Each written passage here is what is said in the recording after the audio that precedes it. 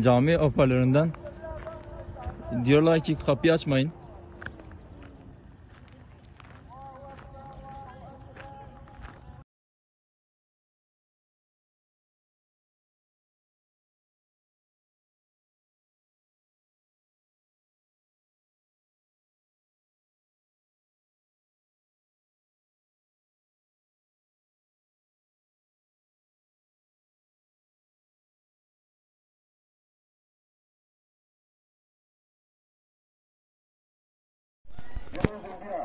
Var mı Kürt canlı yani?